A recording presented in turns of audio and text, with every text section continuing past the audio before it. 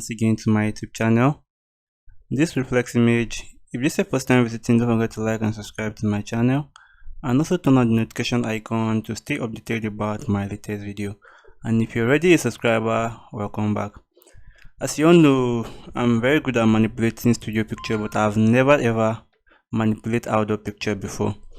And I'll be manipulating my first outdoor picture with you guys. So I'm going to transform this picture from this to an artwork like this in no time. I'm going to be walking you through the process and how I achieved this particular picture. So let me tell you a little bit about how this picture was taken. It was on this fateful Sunday. We just went out for an outdoor shoot. This is not the initial concept we wanted to do, because we went along with our studio backdrop and my mobile background stand and my two light setup. So we want to shoot outdoor using our background and stuff. But after setting up everything we needed, the rain just started from nowhere. So luckily I was able to take few pictures, which I'm happy I did, before the rain starts. So, and this is one of the picture I took. So the picture was taken with Canon 6D, a 2 light setup, a Godox AD200 Pro as the major source of lights, and a TT520 flash in conjunction with 2 beauty dish. And I'm using my 50mm prime lens, my ISO at 125, my aperture at 1.8, my shutter speed at 1/320. So now I'll be walking you through the process on how I achieve the picture. So the first thing I will need to do, because I shot my picture on RAW, is to do the basic adjustment settings, which I've actually done. I've brought down the opacity, the contrast. I've increased the contrast. I've brought down the highlights because the picture is a little bit too white before. Here's the before. Okay, I can't say the before right now because I've actually saved it. So here is what the picture looked like before. So once I increase the contrast, it's going to reduce the white for me. And also once I bring down the white, it's still going to reduce the white more and more. So that's the only adjustment I'll be doing right now. All I just need to do is to open my picture in Photoshop. Then I'll wait for it to load up. So after doing that, I'll wait for the picture to load up. So after doing that, the next thing I'll be doing right now is to resize my picture. So in case you're interested in getting any of my picture editing file, from my overlays down to my color lookup, which is my LUT file, so you just have to scroll down to your video. So under the comment, this is my description. So it's not going to load the description for you. You just have to click on show more, click on it. So it's going to show all the options. Once it does that, just click on my store link. So here's my store link. Once you click on it, it's going to take you directly to my store. So you can actually select any file you want. From the color lookup, this is a light skin LUTs. This is a feather which I use in my recent video. This is 100 premium baby overlays. This is my first video course. This video course entails on how to download all the files I want. The site I use in downloading all my files free of charge, including my Photoshop panels also. This includes my PNG files. This includes all my packs, all my picture editing files, my premium overlay, my PNG, my flying fabrics, my color lookup, my presets. So once you buy this, you've already bought everything apart from this one. So here is my flying fabrics. Here is my, in case you want to give me any project for me to work on. Here's my color lookup. Here is my background overlay, and here is my presets file. So in case you're interested in buying anyone, you can actually go for them. The good news there is that you can actually buy your own currency, any currency of your choice. You can buy with any currency of your choice. So here are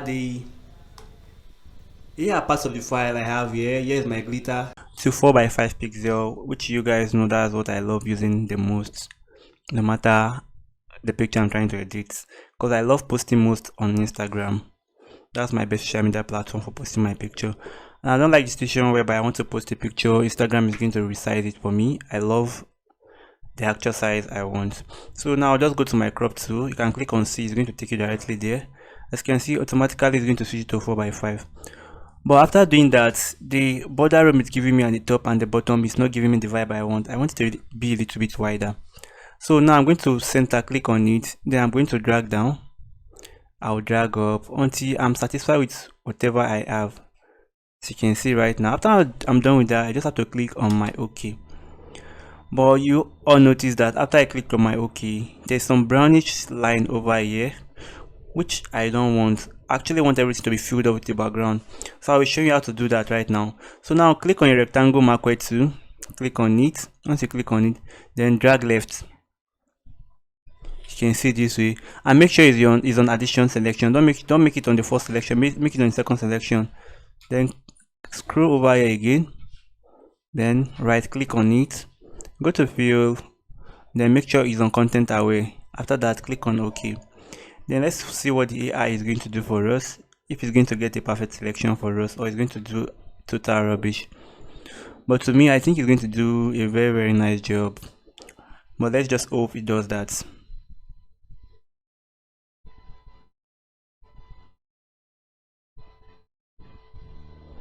And boom, automatically, just as expected, it actually created something very nice for us.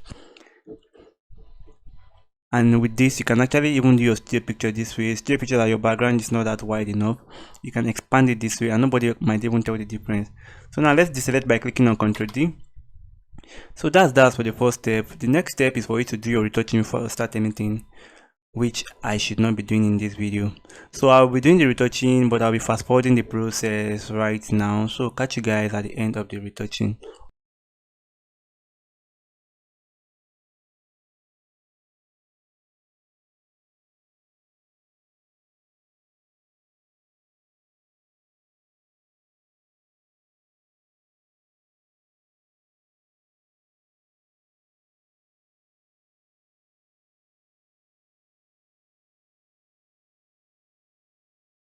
So welcome back guys. I just did a little bit of retouching, just a sharp retouching. So I would have made the skin more glossy, but that would be from the initial setup, which I would have applied some oil on my model skin to make the skin glossy, but I actually forgot because this was actually not even a planned shoot. So just I took some picture. So to make your model skin look more glossy while retouching, you can just get a baby oil and apply on model skin before you start shooting. So let's say we're done with the retouching now. Let me merge everything all together by clicking on Ctrl Shift and E. So now we can start with our manipulation. The first thing first is for you to duplicate our image by clicking on Ctrl J. So the next thing we'll be doing is to select our model out of the background. So firstly, I'll click on my quick selection tool. After that, I'm going to click on select subject and wait for the AI to do the job for me. After that, I'll just have to make basic adjustments myself. As you can see, it actually did a great job, but the selection is not that perfect, which I'll be making amendments to right now. So I'll just pick my polygonal axle tool. The first thing is my subtraction. I'll go to subtraction and I'm going to select over it this way. As you can see, select over it this way, just to make sure I get a perfect selection. So the next thing I'll be doing right now, I'm still on my subtraction. So I'll keep doing it to all area of the picture right now. So you can see this one is still on subtraction. So where I will add addition, I'm going to change to addition. Here is also subtraction. So I'll catch you guys at the end of this cropping out.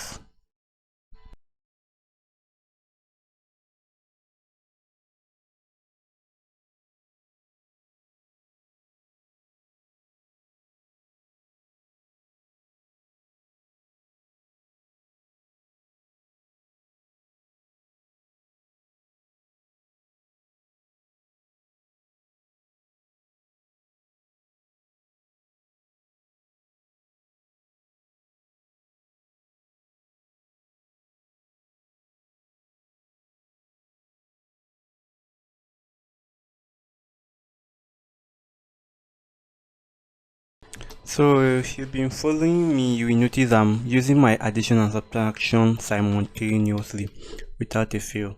So that's because some place needed addition, some place needed subtraction. But now we're done with the selection.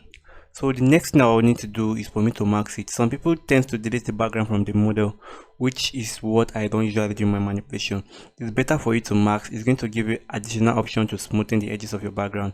So just click on the mask and automatically it's going to isolate the background for you on a black and white layer. So if I'm to turn off the lower layer, you're going to see our model is perfectly cropped out. But if you don't want the edges to be sharp, you can just go back, Ctrl Z, then right click on it, go to feather by 3 pixels, click on OK before you mask it. After doing that, turn off your background layer, then double click on the mask. So I want to do some area like the hand of this cloth right now because it's kind of a flay. So I'm just going to scroll over it, so it's going to bring that flay back to us, as you can see. I'll do the same thing here also. So I'm going to have the strands there. I'll do the same thing here also, as you can see right now. After I'm done with that, I just have to click on my OK. Then it's going to redirect me back into Photoshop. Then I'm going to turn on my background layer once again. That being said, right now we're done with the model layer. The next thing I'll do, I'll go back to background layer again and duplicate it once more by clicking on Ctrl J. This time around, I'm going to Ctrl click on my model, which I actually created the layer for right now. Then I'll go to select, under select, I'll go to modify, then I'm going to expand by 10 pixels. I'll click on my OK. I'm going to right click on it, then I'll go to fill. I'll look for where fill is. I'll go to fill. Under fill, I'm going to click on content aware. Click on my OK. Then I'll wait for it to load up.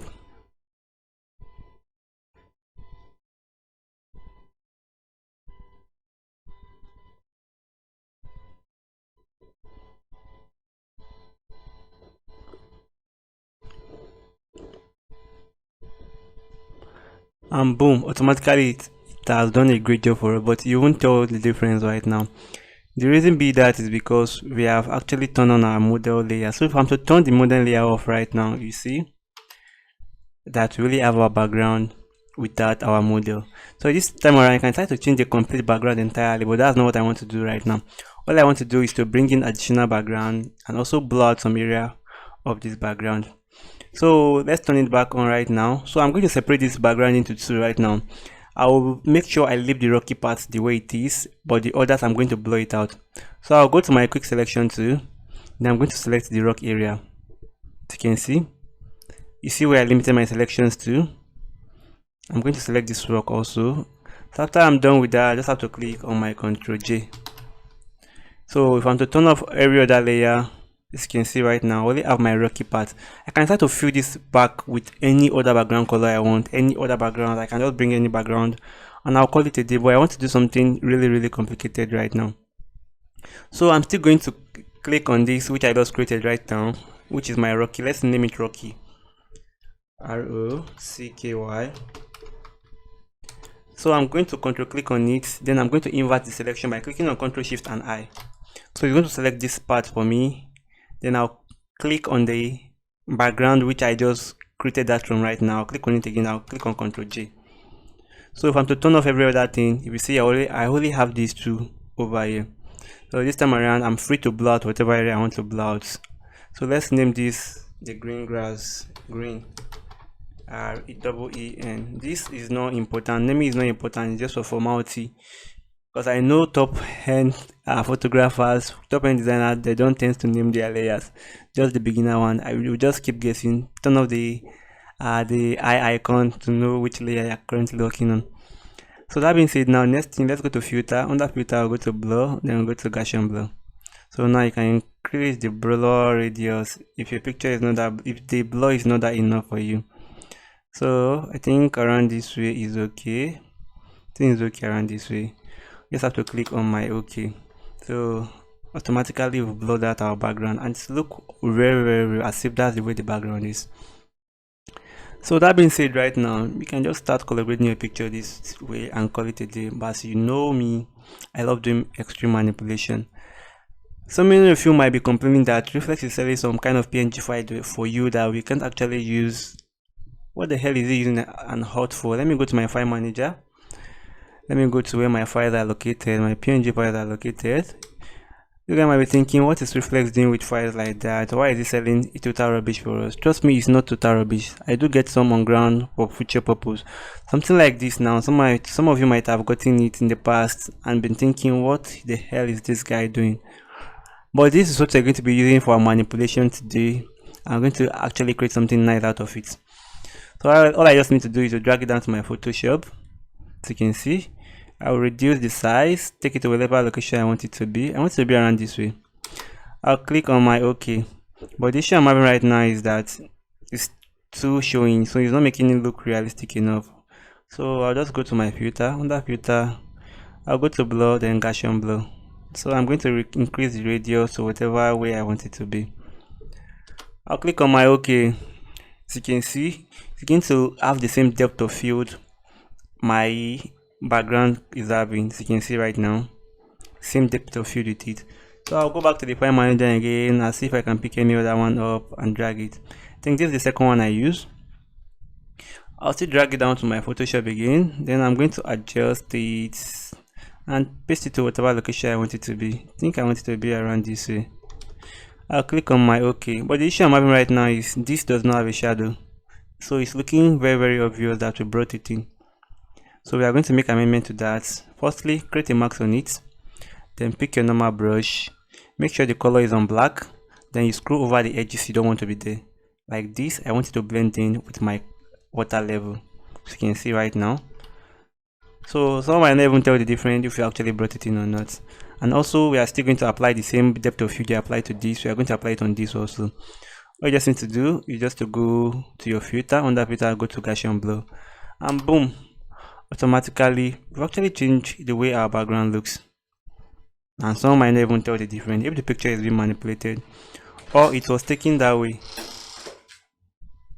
So the next thing we'll be doing right now is we can start with our color grading. So for the color grading process, let's start with the background first. Let's leave our model for now. So this is where the background stops, and here is where our model is, as you can see. So I'm going to click on the layer directly below my model layer. The picture is a little bit too bright for my liking. The background is a little bit too bright for my liking. So I'll just go to my adjustment layer. Then I'll click on my selective color. So under my selective color, I will go under the red and I'll go to neutral. Under the neutral, I'm going to increase the black. I'll bring it up. As you can see right now, it darkens our pictures for us a little bit, our background for us. So the next thing I'll be doing, I'll be adding this blue and the yellow light from the left and the right hand side. So let's go back to Photoshop. Let's create an empty new layer. Then, as you can see, it's already on my cyan color. So I'm going to increase my brush size to 1000 or so. So I'm going to click on this area once and wait for it to load up, as you can see. Then I'll change the color to yellow. Change it to yellow. Then I'm going to click on OK. I'm going to click on this side also and wait for it to load up. And boom, automatically it has done what we need for us. So I'll just bring the opacity down. Then I can take it to the top of my picture. It's going to reflect on my model a little bit, which is kind of okay. I'll click on my OK right now. As you all know, the next thing to do right now is to add our vintage, which you all know, whatever manipulation I'm doing, I do add my vintage there. So I'm going to click on my elliptical marquee tool. I'll hold down my shift key, then I'm going to circle around my model this way. Then I'm going to invert the selection.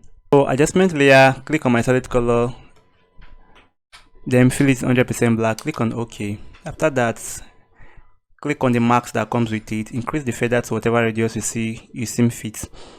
So reduce the opacity, I think 25 is okay. So here's the before and after of that, before and after. So now let's go with my best color grading lot, which I always use in all my picture, which is my Mela chocolate DB indoor or outdoor shoot. I love using that the most.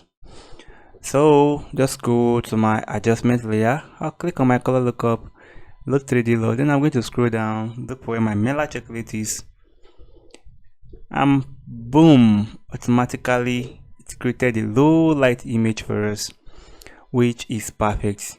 But it's a little bit too much. You can just reduce the opacity, bring it down a little bit. Then you click on your OK. Go back to adjustment layer again. Click on color lookup. Let's add a little bit of spice to it. Open 3D. Then let's pick our natural fineness. Click on OK. And boom. But it's a little bit too oversaturated. Under the opacity, you can bring it down until you give it the color you want. Then you click on your OK. Next thing you need to do right now, I want to reduce the yellow look here. As you can see, I've actually killed the yellow here. So after doing that, just go to your adjustment layer again. This time around, you're clicking on your hue and saturation. After it loads up, from the master, change it down to yellow. Then under the saturation, bring it down. As you can see right now, actually achieve the same result as that. So the last thing we'll be doing right now is to bring in the feather. We are not bringing in this fabric because I don't like the way it is right now. So I'll just go to my file manager. I'll go to where my files are located. I'll go to where my files are located. These are the feathers. So I'll pick the one I want to use inside. I can as well use anyone. I think I should go with this. Just have to drag it down to my Photoshop. It's already custom made. You just have to drag and drop and then you are good to go. So just adjust it to whatever location you want it to be. After doing that, just have to click on your OK and place it. I think I like it around this way. All I just need to do is just to click on my OK right now, and boom, we already have the effects. So that's all about today's tutorial, guys. If you're interested in getting all the files I use for this manipulation and more, they are available in my store for sale. So thanks for watching, guys. Don't forget to like and subscribe to my YouTube channel, and also turn on the notification icon. If you have any question, you can contact me, which I'll get back to you as soon as possible. See you guys on my next tutorial. One love.